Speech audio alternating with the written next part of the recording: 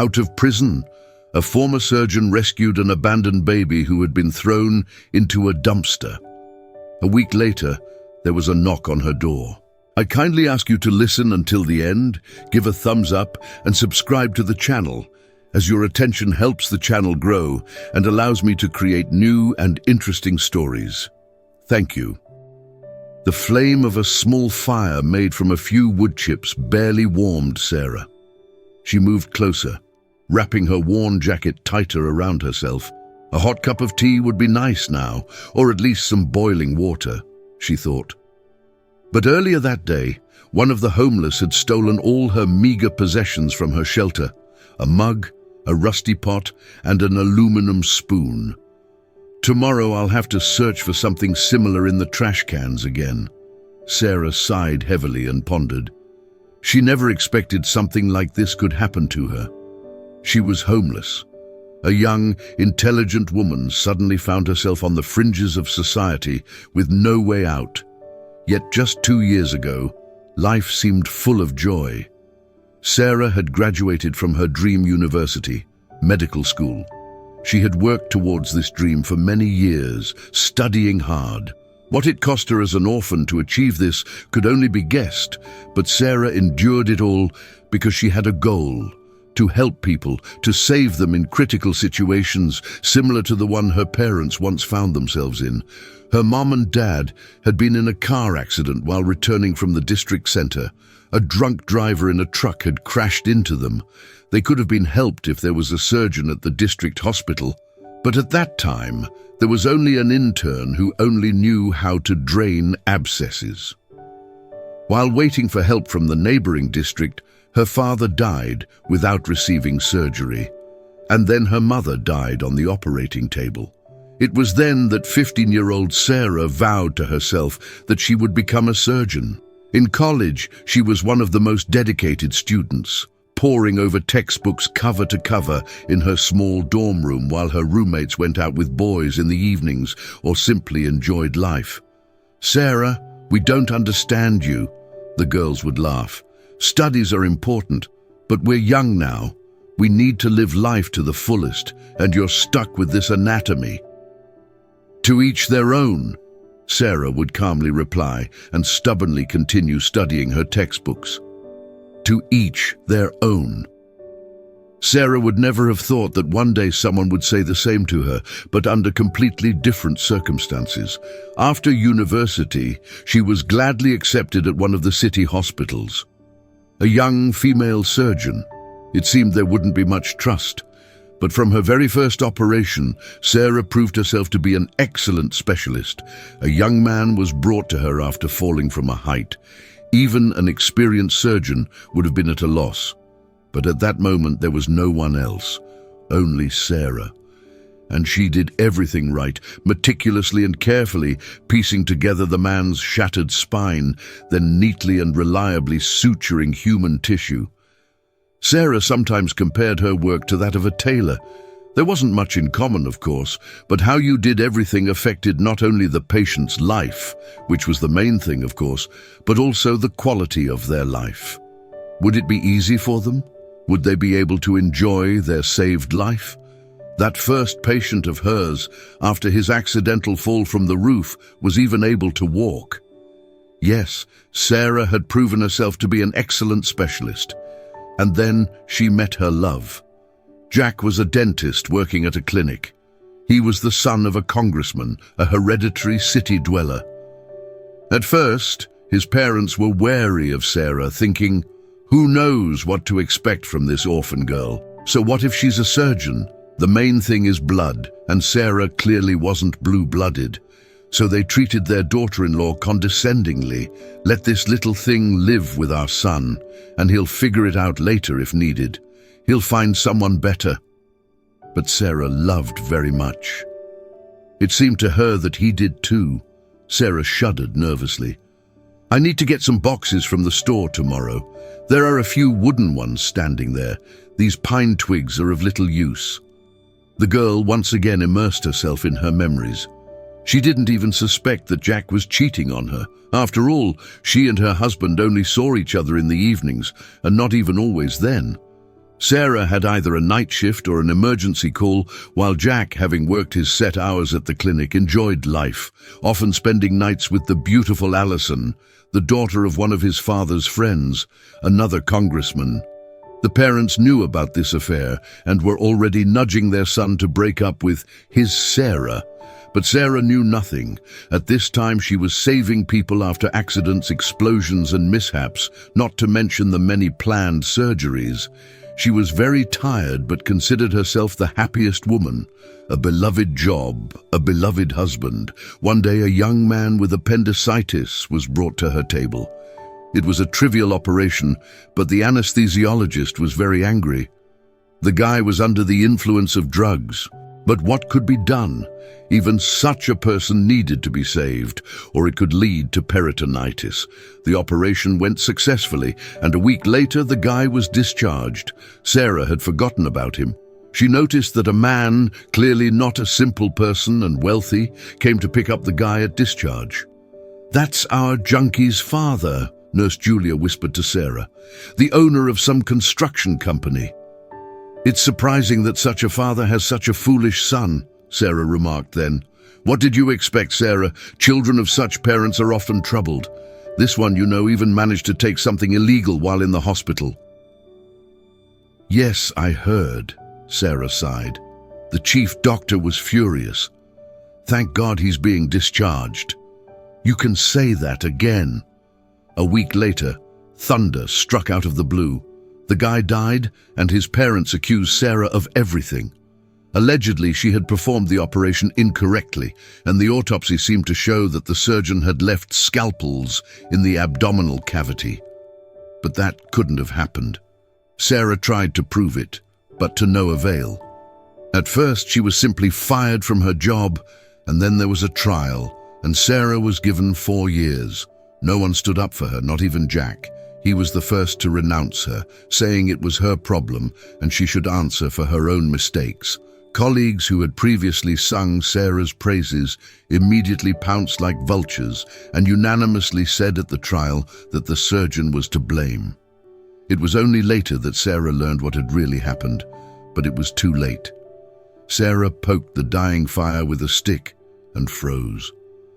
She suddenly thought she heard someone whimpering or crying nearby, a kitten or a puppy. Sarah listened. No, silence. It must have been her imagination. Memories flooded back again. Already in prison, Sarah realized she was pregnant. In another situation, she would have only rejoiced at this news. But now, her husband's betrayal she only learned about at the trial, when he came there with his mistress. They sat together, holding hands. Jack even told the judge that he hadn't had a relationship with his wife for a long time and that he had another beloved woman. The judge took this fact into account too, saying that the surgeon had a difficult family situation and therefore was confused. Sarah couldn't prove otherwise, and her state-appointed lawyer didn't try very hard to defend her. 4 years and a pregnancy of 5 weeks. After calming down a bit and thinking it all over, Sarah decided to hell with Jack. She'd manage on her own. The main thing now was to carry the baby to term, and then everything would work out. In prison, there were people too. They didn't mistreat her in the zone, and the warden, Peter, turned out to be a super decent man. He believed that Sarah wasn't guilty and started acting through his channels. He even asked a detective friend to get the case reviewed, and then interesting details came to light.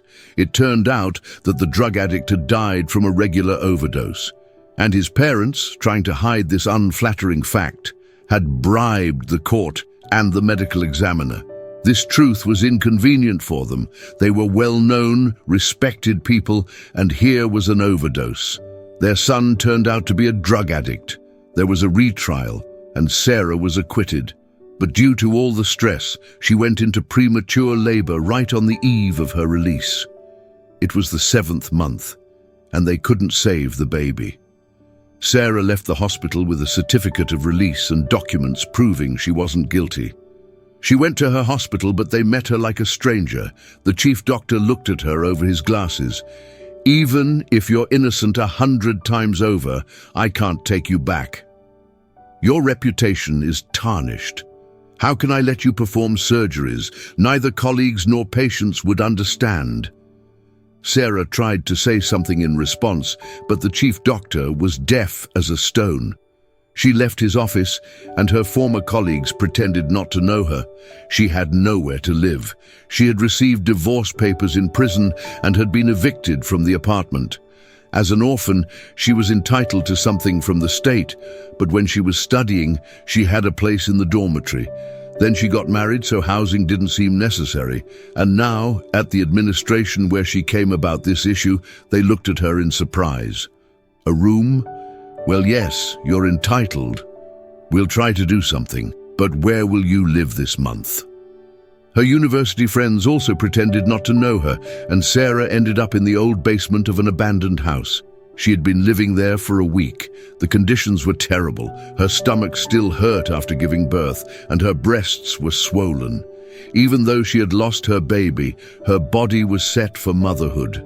The fire had completely gone out. Sarah tried to revive it, tossing in a few larger twigs, but what could be done? And then she heard that incomprehensible squeak again. "God, it's a baby crying," Sarah gasped. Now she clearly heard a child's cry coming from the dumpster behind her, quiet, hoarse, doomed. The girl rushed there, lifted the heavy lid. In one of the bags in a soiled diaper was a boy, barely breathing, emitting a weak cry. Sarah grabbed the baby and pressed him to herself. He was completely frozen. She tore off her jacket and wrapped the infant in it. He could only soundlessly open his mouth like a fish on land. "You're hungry," Sarah realized, and unbuttoned her blouse. The baby froze for a moment, then latched onto her breast greedily. Sarah winced in pain, but held the child even closer. He eagerly began to suckle. So they sat by the dumpster, a young woman with a baby in her arms. The little one, having satisfied his hunger, still couldn't tear himself away from her breast and fell asleep like that. And Sarah was in a whirlwind of emotions. Having cried over her own dead child, she still didn't fully understand what it meant to be a mother. But now, having put this unfortunate infant to her breast, Sarah felt the whole meaning of motherhood. When you and only you can give a little person an entire universe, shelter him from troubles and cold with yourself. Sarah didn't notice how she dozed off sitting by the dumpster. The baby was sleeping too, pressed against her chest. It was a September night, surprisingly warm and without rain. "What are you doing here?" Sarah heard a woman's voice through her sleep. She opened her eyes with difficulty. It was already dawning. Next to the dumpster stood an elderly woman in an orange vest with a broom in her hand. A street cleaner. "She'll chase me away now," flashed through Sarah's mind. But the old woman clasped her hands and sat down next to her. "Oh my goodness, you have a child," she exclaimed. "What are you doing here? You'll catch cold, both you and him." "I have nowhere to go," Sarah whispered. "Oh, you poor thing." The old woman shook her head and thought for a moment. Grandma Betty was already in her 70s. She had seen a lot in her life, survived the death of her only son. Her husband had died recently. She barely survived on her tiny pension. That's why she worked part-time as a street cleaner. For the last 2 weeks, she'd been struggling with high blood pressure, so she hadn't been working. Her neighbor, Greg, the cleaner of the adjacent area, had somehow managed her territory. But today, Grandma Betty, having gotten up at dawn, decided to start tidying up. Because she always had everything perfect. She approached the dumpsters, and there you have it, a young girl, and with a baby no less. "Are you homeless or something?" she asked Sarah. That's how it turned out. Sarah grinned and pressed the child closer to herself. He quietly whimpered. "Where will you go now?" Grandma Betty looked at her intently, thinking hard about something. Sarah lowered her head. She understood that she needed to go to the police. The baby needed to be handed over. But how could she give him up when he smelled so sweet and so greedily latched onto her breast? A maternal instinct had overwhelmed her like a wave. "Come on," Grandma Betty commanded. "Where to?" "To my place." "Come on, I see you're not a bad person. God willing, you won't steal anything from my apartment, though I don't have anything to steal anyway, and it's not right for you to sit here on the ground." So, Grandma Betty had spoken, and Sarah didn't resist. She didn't want to either. This old woman was the first person in a week of freedom who had treated her humanely. At Grandma Betty's, Sarah first washed herself, then bathed the baby. Full-term umbilical cord tied correctly, the wound has already healed completely, Sarah muttered aloud as she dressed the boy in old baby clothes that Grandma Betty had taken out of her closet. "He's about a month old," Sarah said. "I don't understand." Grandma Betty was surprised hearing what the girl was saying. "Is this not yours? But you're breastfeeding him?" "I'll explain everything to you," Sarah whispered. "Just let me put the baby down first." Grandma Betty nodded tensely in response. So, she had done a good deed, and who had she brought into her house? Some kind of criminal probably stole the baby, but when Sarah told her everything, Grandma Betty sighed. "What a fate you've had. They ruined your life and no one answered for it." "Well, they gave suspended sentences to that guy's father and the pathologist," Sarah shrugged and lowered her head sadly. "But overall, you're right.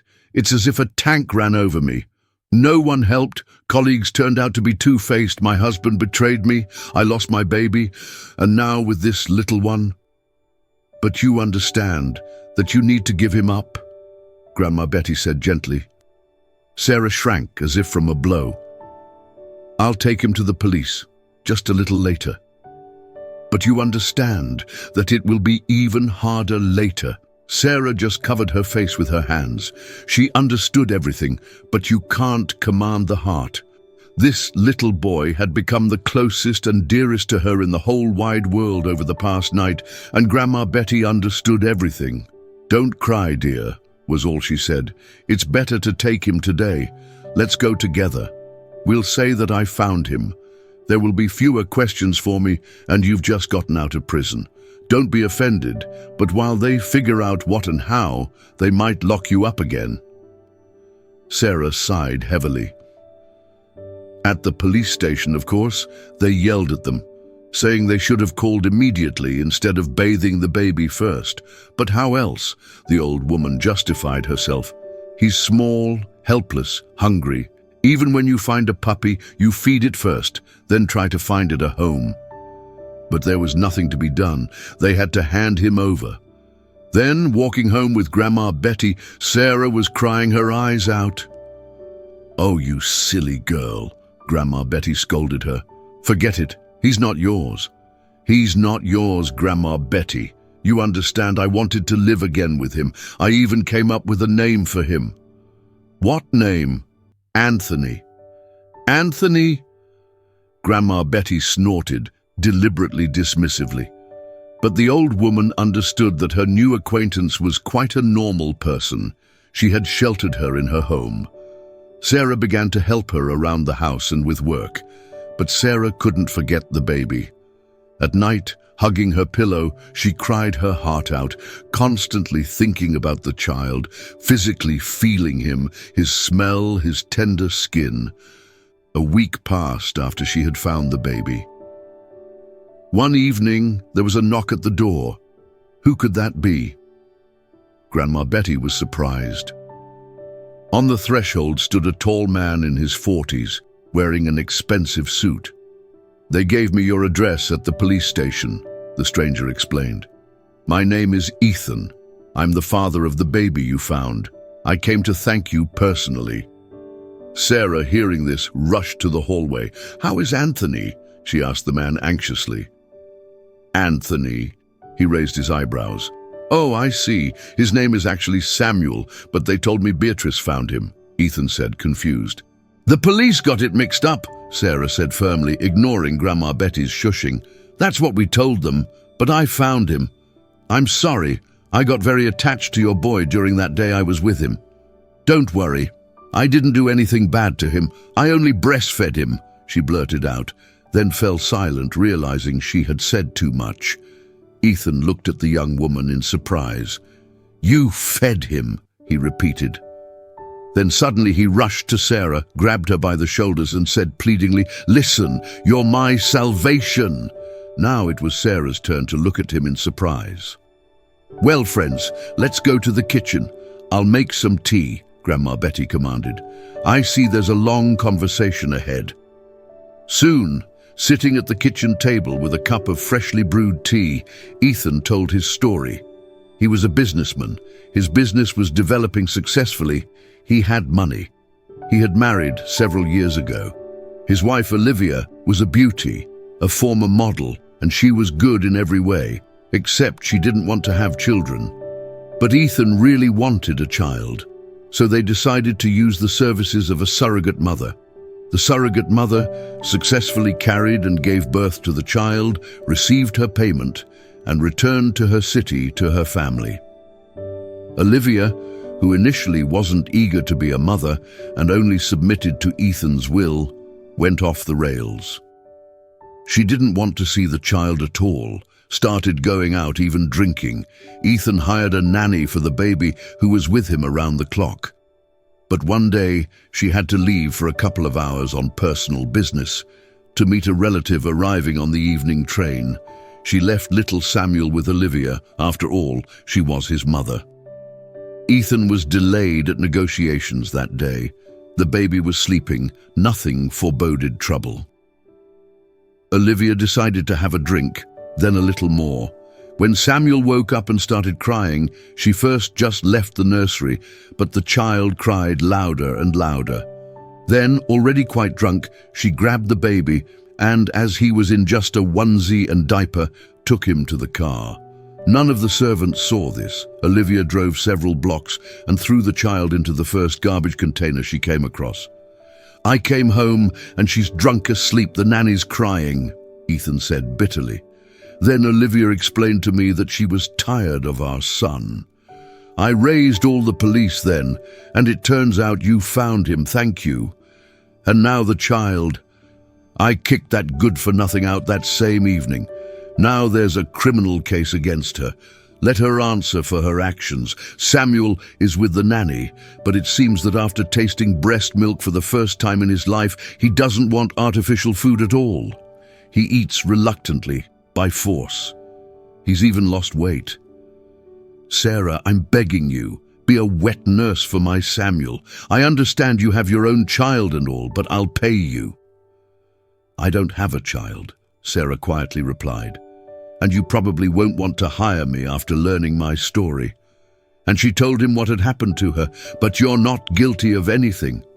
Why do you think you're not suitable for me?" Ethan said after listening to her. "Sarah, let's go."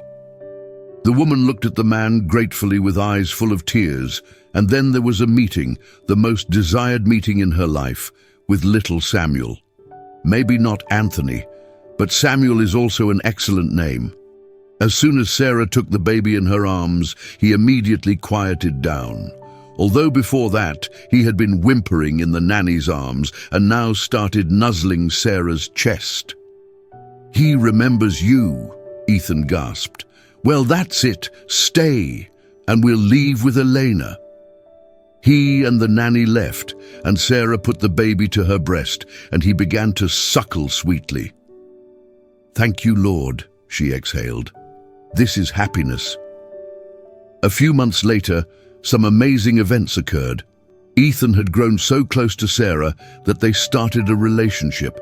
6 months later, they got married, and then their family welcomed a second son, Anthony. They took Grandma Betty to live with them. Once, while walking with her children, Sarah ran into someone. It was Jack, her first husband. He had lost weight and aged. "Sarah, I've been looking for you," he said. "You didn't look very hard." She smiled. "How are you?" "I'm alone now. I was thinking about you. Maybe we could start over." "And what about your Allison?" "She only wanted money. We broke up. And you? Whose children are these?" "Mine."